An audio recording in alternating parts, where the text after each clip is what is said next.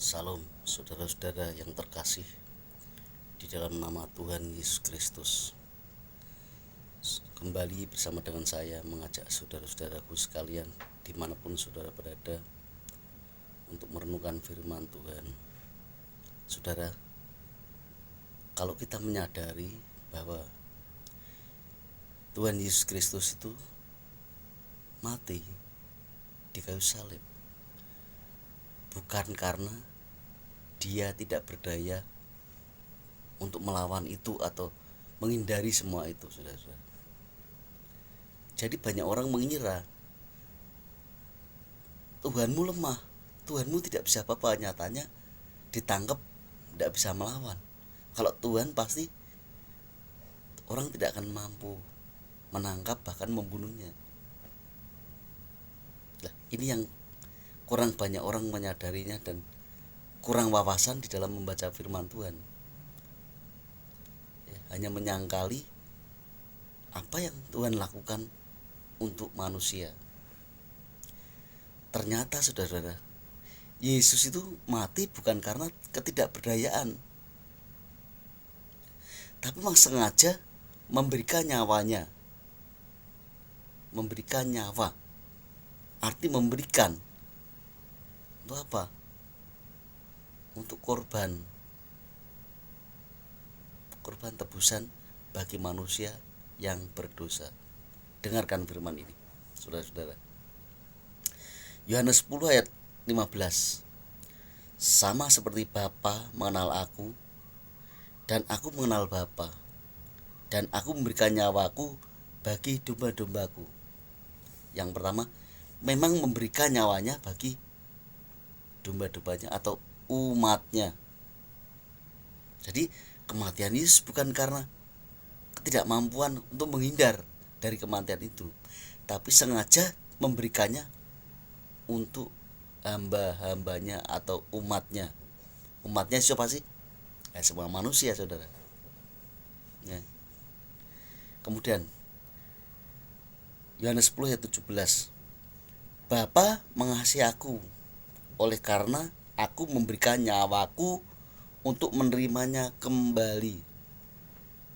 Loh, kalau Bapaknya mengasihi, kenapa merelakan Yesus mati?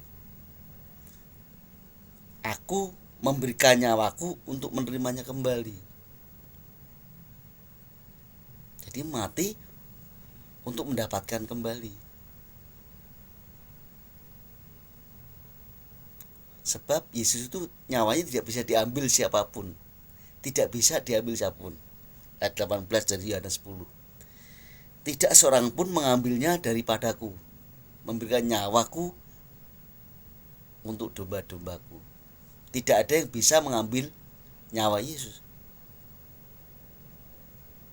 melainkan aku memberikannya menurut kehendakku sendiri. Yesus memberikan menurut kehendak Yesus. Kehendak Yesus loh.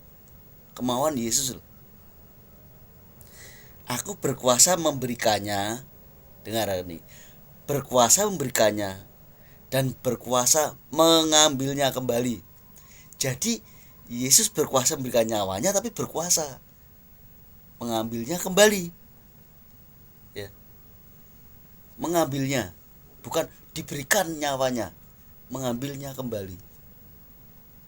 Inilah tugas yang kuterima dari Bapa. Ketika Yesus sebelum mati, Yesus berkata, tidak seorang pun yang bisa mengambilnya daripadaku, nyawanya maksudnya, tetapi aku memberikan nyawa itu dan berkuasa mengambilnya kembali. Kenapa begitu, saudara-saudara? Karena Yesus itu Yahweh yang menjadi manusia. Yahweh itu siapa? Firman Allah yang menjadi manusia. Firman Allah adalah Allah sendiri. Setelah Yesus mati, bangkit. Apakah Yesus mati terus? Tidak, cuma 3 hari. Setelah itu dia bisa menemui siapapun, bisa berwujud fisik, tapi bisa menghilang.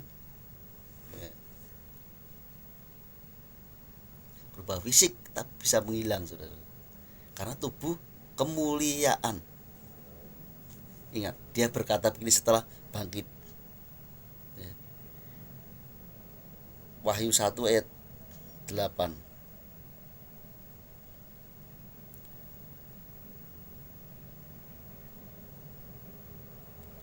Aku adalah Alfa dan Omega, firman Tuhan Allah yang ada dan yang sudah ada dan yang datang, yang maha kuasa.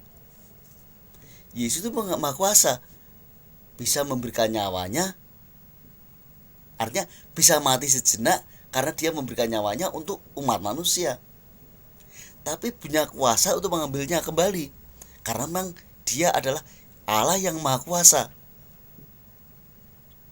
Firman Allah juga Allah.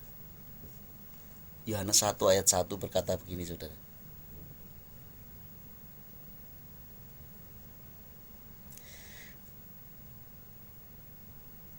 Pada mulanya adalah firman.